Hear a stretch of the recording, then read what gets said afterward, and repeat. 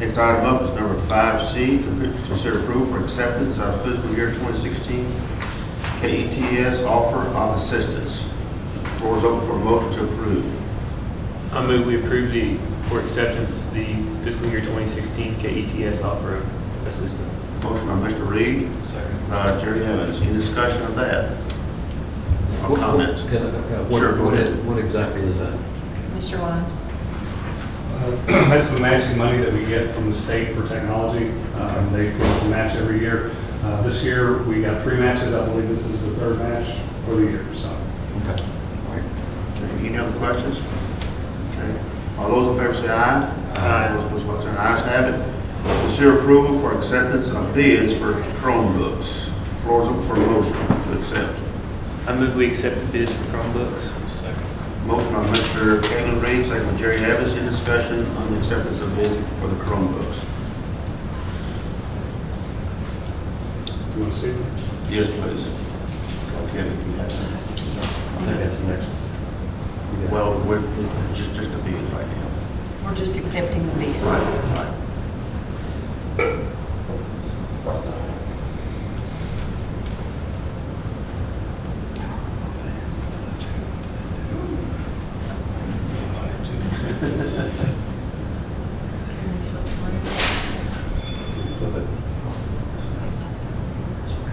If it's upside down, everybody stand on their hands.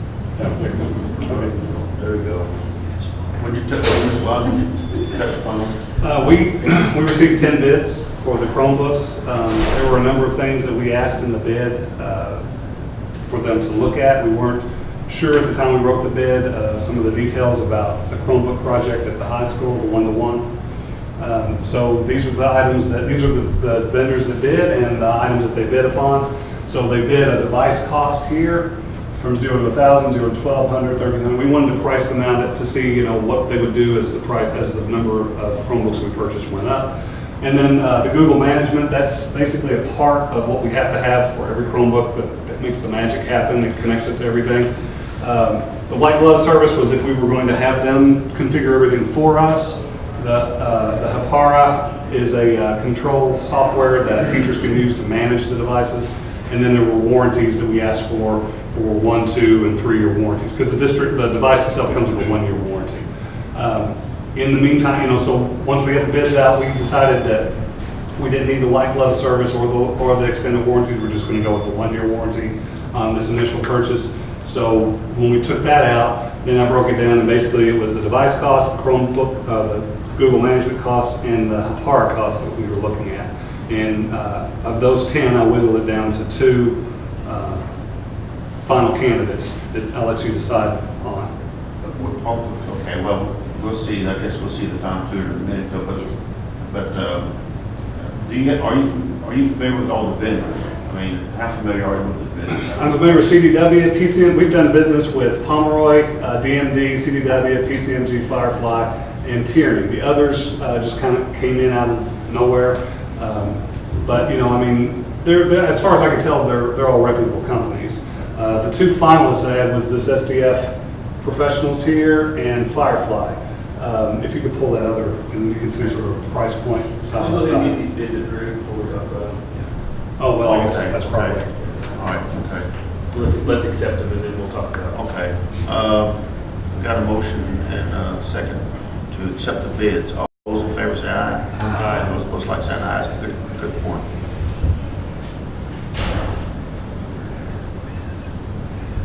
All right. Now that we got bids, we can actually talk about Tim. I know you did. Thank you. Go ahead. Thank you. All right, so these are the 2 that it came down to me, and it's basically the device cost. That's the difference between them. The management costs and the Hapara costs are identical. So really, it's a matter of going with the company that we dealt with for 3 years, which is Firefly. A company that, in my opinion, and that's the one I'm going to recommend, just basically because I know who they are. I can pick up the phone and call them. They will give us support. They've given us a number of extras, I guess you could call them, over the years, as far as things that they weren't required to do, but they did. Replaced broken devices that were actually broken and not under warranty, replaced cords with us that had been lost, that sort of thing. Those are typically not covered, but they're good guys. They want our business. Not to say that SDF would not do that, we just have no experience with that. And I did talk to the president of that company, and he was very, very polite gentleman. He's basically giving us everything it costs to try to earn our business, but I do know that it's a much smaller company. I'm not sure what kind of support offerings they would give us. So when you consider the size of our technology department, being basically just me and one other person, any kind of additional things that we get from vendors is welcome, especially if they're not really, really expensive, because it helps us with managing the resources. Where are they based out of? This one is in North Carolina, and this one is in Minnesota. And like I said, with Firefly, this is who we bought all of the Chromebooks for. And I gave you a Chromebook to look at. That's the model that we're looking at. That's where we got all of those from last year. We bought it from that company. And that's the device that we're looking at. That's what everybody bid for. And both companies would provide that same device. But from what I can tell, this one is basically just a distributor, and this is more of a technology company. Okay. It's Go ahead. it's a small price factor. What is HEPR again, please? What's that? What is HEPR? Oh, it is it's a software suite that we would load on Chromebook, and basically what it gives the teacher the ability to do is, so remember, it's going to be a one-to-one, so everybody in the class will have a device. The teacher can present to the device from their device. If they want the students to see what's on there, boom. If they want to lock something so the students can't get it, access to just that, they can do that. It gives them sort of eyes on the individual Chromebook in the classroom. Kind of like Teresa does us up here. Sort of like that.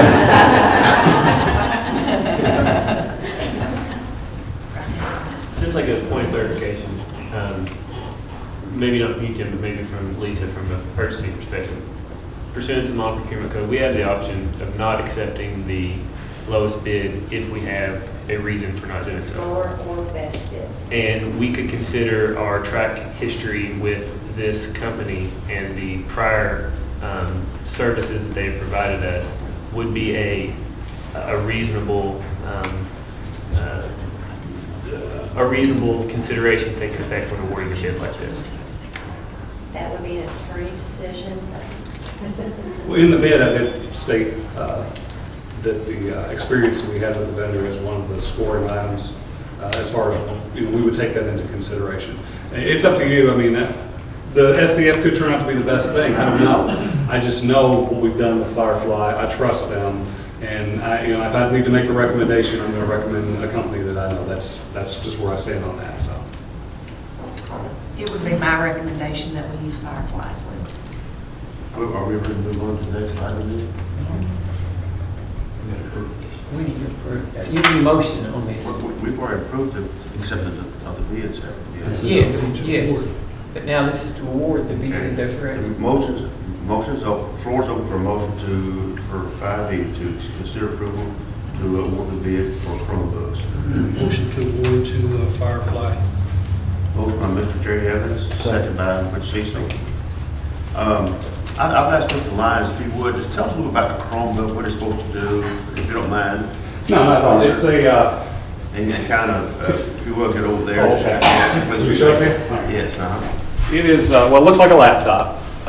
It's not exactly a laptop in the same sense that, a laptop usually has a hard drive, all, kind of stuff software that you can load on. It doesn't actually load very much on the device itself. Most of it is accessed through the internet, kind of like the iPads that you use. You don't really load a whole lot of stuff on it, you just access things on it. The difference with the Chromebook, though, is you've got the laptop design. The apps that they can use out in the cloud are production apps, like Microsoft Word. Their version of it is Google Docs, Excel, it's Google Sheets, and so forth.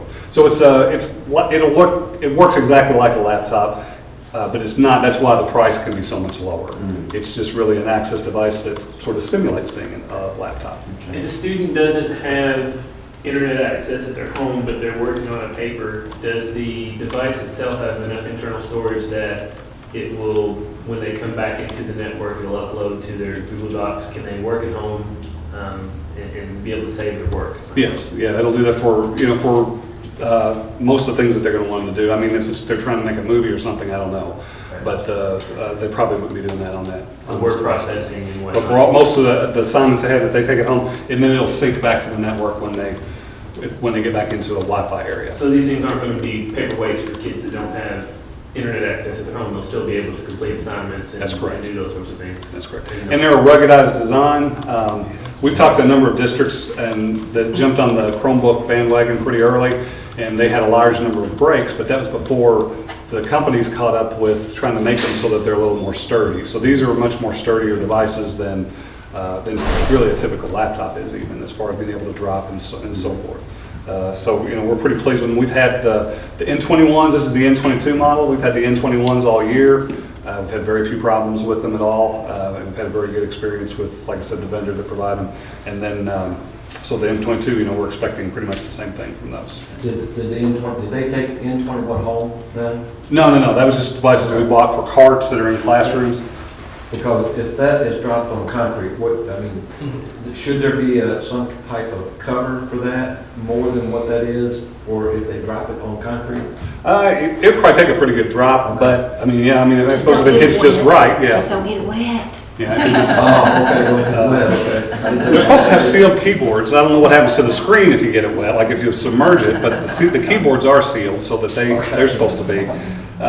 But yeah, I mean, it can be broken, certainly. I mean, I can split it, you know, I can push it apart like that and break it. But, you know, the basic wear and tear on it should be much better. I guess I'm just going by my phone, you know, it's pretty durable. And, but I put a cover on it, and as you can see, I've dropped it enough that I broke the cover even. So I'm just wondering if it needed a cover to it. That's why I was asking. We haven't had that, they haven't been, but they haven't taken them home. All right, so you might want to keep that in mind. How many exactly are being purchased? For this bid, we were looking at probably initial purchase of 1,000, but we wanted to put the bid in so that we could use that same price point for, because other schools want them too. They're just not going to take them home. So we wanted to get a price point nailed down so that we could just buy them all at the same price. And the typical price we bought them at last year was $175 per device.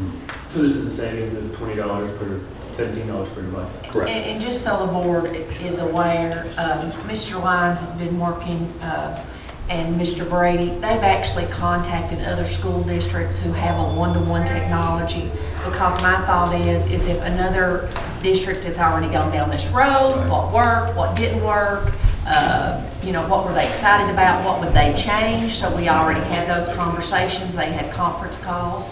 And so we're working with the high school to make sure that we've got kind of policies and procedures in place, like, you know, the question is what happens if I lose it or break it? And what we're really excited about is the opportunity that we're going to allow our children to help the help desk. So if a key pops off, they put the key back on. So, you know, this can be more than just that we're giving kids a one-to-one device. It's that our kids are actually helping support this and man this. And I do think the beauty of a Chromebook is that if a child doesn't have internet access, they're not going to be treated any different than a child who does have internet access. Because it shouldn't be about that. It shouldn't be about your address, because you can't help where your address is. You can't help if the internet's not run out there. That's something you can't do. This is a way to do that. And, you know, the other thing I would say is this is different. I'm sure there's going to be things we find out that doesn't work. But I do think that, you know, this is the future. The kids have got them in their hands. This is a perfect way for our teachers to integrate that into the classroom, so. Well, and I know you all talked about it at the summit, but can somebody explain again some of the benefits of having the Chromebook, having these students have these Chromebooks? What are some of the main benefits? Well, I would think that the main benefit is it gives us a way to differentiate our instruction, and obviously that's a big fancy word for, instead of it just being a traditional stand and lecture, which is what we all had. That's not the way kids learn now. Kids learn in a whole lot of different ways. You can do 3 different lessons at one time in a classroom. You can have that traditional setting. You could have kids looking at 3 different articles at one time, but your core content or the standards you're trying to teach may be the same, but you're doing it in different kinds of ways. I also think that there are kids that would rather work on the computer versus the traditional, or vice versa. I also think when kids go to post-secondary institutions, they have to have the ability to access like platforms. I mean, if you know a child that's going to college, they're going to tell you they do their homework and they take their test on a platform. I think we're doing our children an injustice if we don't give them an opportunity to learn that. Now, could it be a different platform? Absolutely. We're never going to know what platform it is. I'm sure TG, the technology they had 10 years ago, and the technology they have here. But at least if you've done it, it's easier to do that. So, I mean, I can go on and on and on, but I don't think everybody wants to sit here and listen to me talk. The collaboration part, yeah, you notice at the summit that we were collaborating on the documents and things, so students can collaborate on works that they do together. I think that's a really powerful part of using it. And also, like myself, if I was still in the classroom, I think I would take a crack at the flipped classroom design, which, you know, when I used to teach math, I would spend a large part of the class explaining the concepts and not as much working with the students. Well, if you do the flipped classroom, you video yourself doing those explanations, the whole classroom instruction stuff. They watch that at home for homework. Then you come to school, you basically work on your homework, and then I'm able to work one-on-one with kids with the problems that they're having. So I kind of like that aspect. You answered one of my questions. I assume that this device does have a webcam. It does. What kind of features are available to protect students from eavesdropping? From what? From eavesdropping. Well, I mean, as far as accessing the device for Yes. that, I mean, the devices will be in our control as far as they're in our Google management system, so we can control what software is on them and what's not. We can make sure that we can lock out those. Can you control whether the camera is on or off? I don't think that's a feature that it has on it that we'd be able to turn the camera on for them, but we would be able to put software on to disable it if we wanted to. Any other questions from board? All those in favor say aye. All those opposed, like sign, ayes have it. Motion passes. Item 6, acknowledgement of personal actions, attachment 3. We'll receive this for you. Next item up is, oh, there we go. Just scroll through real quick. If you don't mind. Next item up is number 7, adjournment. I move we adjourn. Excuse me, I'm sorry. Sorry, Reverend Pinkston, before we adjourn, Ms. Cecil, may I have just a second to Sure. make a comment? Go ahead. We have some folks in the audience here who are misinformed about the nickel tax, and I want to take this opportunity now that you're here so that you all can quit spreading misinformation. I want to make sure you hear it from me. You didn't stop by my house, and I couldn't tell you the truth about what's going on, but I know there's folks in the audience here today who have been telling people that the nickel tax is going to increase their taxes 18%, and I know they've said it, and that's not true. And they know it's not true, and if they didn't know before today, now they do. Nickel tax is going to increase taxes 5.5 cents per every $100 of assessed property value. So, no more excuses. You guys have heard it. You now know what the truth is. You can no longer spread misinformation. People now understand that the petition was not in favor of the nickel tax, although you told them it was. According to the paper today, dozens of people have called saying that you have misled them. We are engaged in a discussion here, and it only works if both sides are educated and both sides do their best to be honest. And that's all this board wants, is an honest discussion. We encourage you to go out and talk to folks, but be truthful and be honest and quit spreading misinformation. Because as elected officials, it's our obligation to spread the truth. And it's hard for us to listen to people spreading lies and not being able. So you're sitting there playing out calling us a liar? Is that what you're doing? You know, if you throw a rock into a pack of dogs and one of them barks, you know you hit the right one. That's all I have to say. What about, you talking about this tax, is it on automobiles? No. Well, now Frankfurt, we called Frankfurt and they said it was. Frankfurt is not a person, sir. Wait a minute, There Frankfurt what? are 1,000 phone numbers in Frankfurt. Call the Kentucky Department of Education and educate yourself. Hey, I'll have somebody up there next week and we'll get it on writing. Mr. Lavett knows more about how schools are funded I agree. than anyone that I know. He was on the Rose case that started Cara years ago. Ask him, and he will tell you. I have great respect for Mr. Lavett as an attorney, as a fellow attorney, and as someone who can read a statute and explain to his clients how this tax is applied. So send somebody to Frankfurt if you want, or turn around and ask your attorney, and he'll tell you. Sir, a petition is not a vote for or against the nickel tax. Adjournment.